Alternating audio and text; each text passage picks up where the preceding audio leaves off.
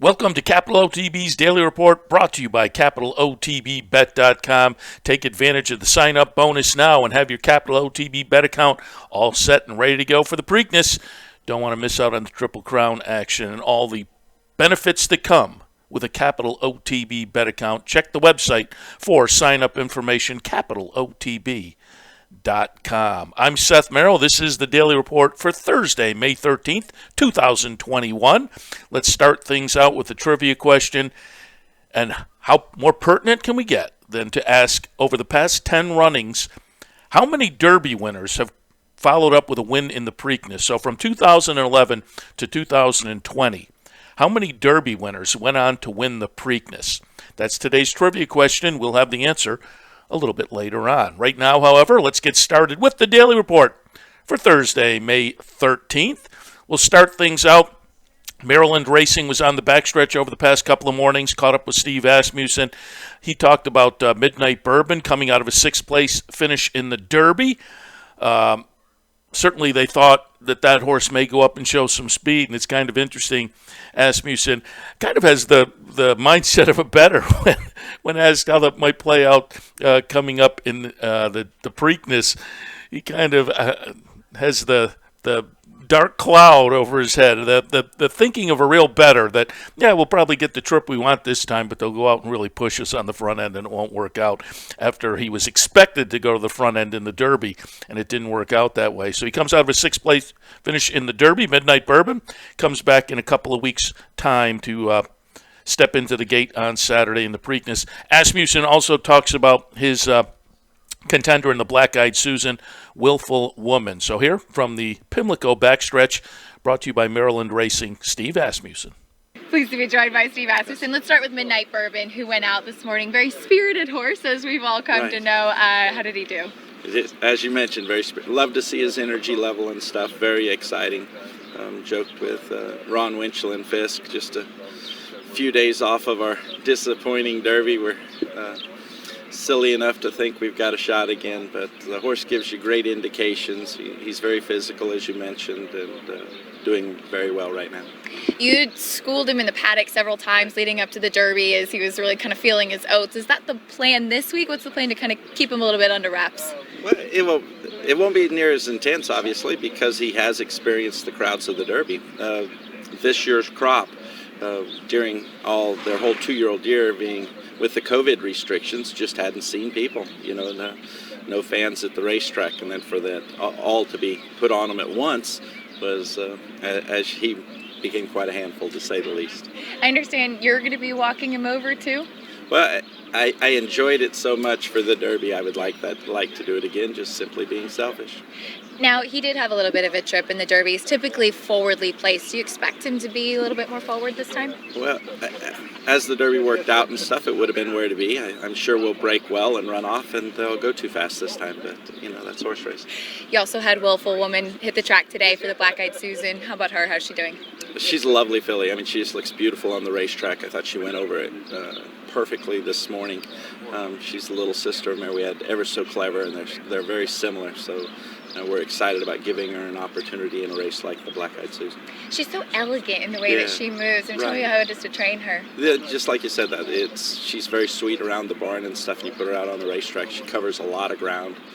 Big stride to her, and all of it's forward. It's very exciting. That was Steve Asmussen commenting on Midnight Bourbon coming up in the Preakness, Willful Woman coming up in the Black-Eyed Susan Friday and Saturday down at Pimlico. And as I said, lining into the interview, it was funny to hear Asmussen when asked how the trip may go and will the horse go to the front, expected to go to the front in the Derby. And Asmussen said, well, we didn't get to the front the way we wanted to in the Derby, but we'll probably get to the front, get pushed early, and they'll just go too fast for us. I said it's kind of the thinking all of us bettors have. We'll just never get the trip we want with our horses. But so it's funny to hear one of the prominent trainers in the country have similar kind of dark cloud thoughts heading into the weekend. But it sounds like actually he's feeling pretty good about both of his horses, Midnight Bourbon and Willful Woman. Also, Maryland Racing caught up with the legend, D. Wayne Lukas. Going to be fun following the Lukas horse into the Preakness this weekend. Ram, coming off of a win at Churchill Downs, ran a mile to break through the non-winners of one allowance condition. Did it pretty nicely, too. Had broken the maiden 2 starts back, followed up with a win at Churchill in that allowance event, and off of that, Dwayne Lukas said, let's push on to the Preakness. And so, catching up with Dwayne Lukas on the backstretch, a little conversation about his Preakness entrant, Ram. I'm here with Dwayne Lukas, 6-time winner of the Preakness Stakes and also record holder for the most Preakness runners of any trainer with 44. So certainly a man who knows how to get them ready. Wayne, what has Ram been showing you this far, and how happy are you with how he's gone over the track this morning? Well, I like where he's at. I like the I like the prep race that he had. I think that's very important. If I were to draw up a prep for the Preakness, what I'd like is a nice mile race with not a lot of competition, not too stressful, and he had that. That's exactly what he had. Some of the horses that ran in the Kentucky Derby had some very stressful, hard trips, and I think that may show up here on Saturday. As you mentioned, that was a mile trip. Are we worried at all about staying the mile and 3:16 distance, as he's never gone that far? No, not really. I'm not worried a bit about the distance. He's an American Pharoah with a good pedigree on the bottom side, and actually thinking about that, I think that he will do better, at a distance. I really think that might be in his favor. And how do you feel like the track's playing for him? Do you think he's enjoying the Pimlico surface? Well, first of all, I've never seen the Pimlico surface any better. It is really in top shape. They've done a beautiful job of getting it ready. I remarked to the state veterinarian a little while ago that I thought in all my years here, I've never seen it this good. I think that all the horses are going to get over it good. I'm hoping that mine likes it too. As you've won the Preakness on so many occasions, had so many runners, as you highlighted the way you've prepared him, do you feel like there is a preferred route to get your horse to go to the Preakness, which of course with Ram, this is a bit of a different route that you've taken? Well, in my numerous starters, a lot of them I've taken a different approach. Some of them I worked on Monday, some of them I had a serious work on Tuesday. Tank's Prospect, when he won it, I didn't work him at all between the Derby and the Preakness.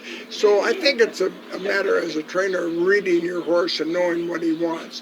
This horse, I let him extend himself on Tuesday morning. I let him breeze a little through the stretch just to feel the track. And I didn't think he needed anything more. So I think the important thing is looking at what you're working with, evaluating your horse's condition, and then making a decision. And all of them wouldn't be the same. How do you rate your chances going into this year's Preakness? We have to improve a lot. But we did improve a lot in the last 2 races. We're moving up. He's doing well. We need to improve. Realistically, we need to improve. The legend, Dwayne Lukas, Ram, offering up certainly some value on Saturday in the Preakness, but it'll be interesting to watch coming off of the really nice win down at Churchill, albeit in a non-winners of one allowance event. Let's take a look now what's coming up at Capital OTB, Capital OTB TV, CapitalOTBBet.com on your Thursday afternoon / evening. We will have a little bit of a later event. If you're tuning into Capital OTB TV, I'll be on OTB Live starting a little before 3 o'clock, since it is more of a twilight-oriented card of action on Thursday afternoon. That's because Belmont's going to kick off at 3 p.m. Churchill will kick off at 5 p.m. But at their more normal starting times, Pimlico, Gulfstream, Indiana Grand, a little bit later on Yonkers, Charlestown, Hoosier, all of that action coming up on Capital OTB TV, CapitalOTBBet.com. As I say, I'll be in with OTB Live a little before 3 o'clock, although the action at some of those other tracks does start earlier. We'll have some concentration on Belmont with their Twilight card and Churchill as well with their 5 o'clock post time. Should be fun. And speaking of fun, let me also get you up to date on some of the promos that are coming up, because one of them will take place on Thursday on that Belmont Twilight card. A new promotion, the Belmont 9. 9 win bets on 9 Belmont races, for a team of 9 randomly selected Capital OTB patrons. You can see if you can get on the Belmont 9 team by going to capitalotb.com, toss your name in the hat. Friday, it's the return of the bounty bet. There's over $1,800 up for grabs with the bounty. All you have to do is play the late pick 5 at Pimlico for your shot at the bounty. Play with your Capital OTB bet account, late pick 5 on Friday at Pimlico, and you'll get your shot at that bounty with, as I say, $1,800 plus up for grabs.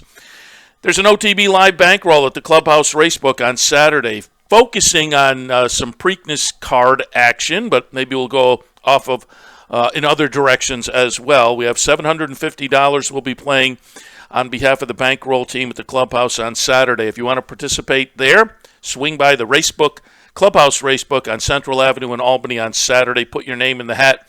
Folks will be randomly selected for the bankroll team. Will play all afternoon. All the monies earned gets split up amongst the team. That's Saturday, Clubhouse Racebook, OTB Live Bankroll, 711 Central Avenue in Albany.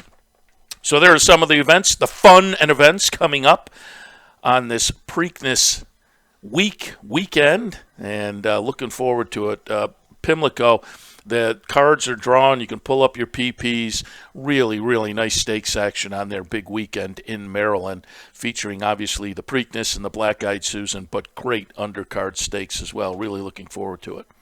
Let's take a look at the trivia question, a look back at the trivia question.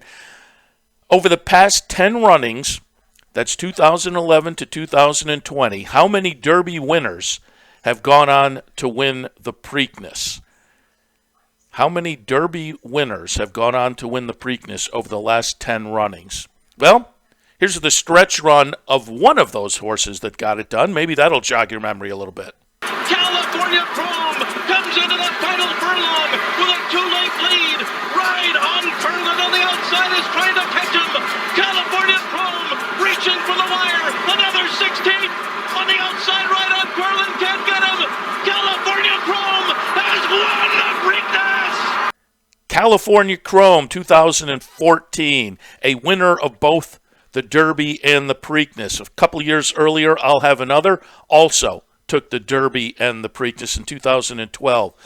Subsequently, 2015, American Pharoah not only took the Derby and the Preakness, but the Belmont Stakes as well, as did his sort of barnmate, I suppose, both trained by Bob Baffert, but in 2018, Justify, also a Triple Crown winner, making him also obviously a winner of both the Derby and the Preakness. Those were the 4 in the last 10 years, 2011 to 2020, 4 winners of the Derby subsequently went on and won the Preakness as well. There's your answer, 4. If that was your answer, you got the trivia question right. Congratulations. We'll do it all again tomorrow as we wrap things up now for this Thursday, May 13th edition of the Daily Report, brought to you by CapitalOTBBet.com. I'm Seth Merrill. As always, appreciate your tuning in. We're here every weekday morning, about 10 a.m. We show up on the Capital OTB social media platforms. Spread the word, tune back in. More importantly, enjoy the racing on Thursday afternoon and evening. Cash some tickets. Good luck. We'll see you tomorrow.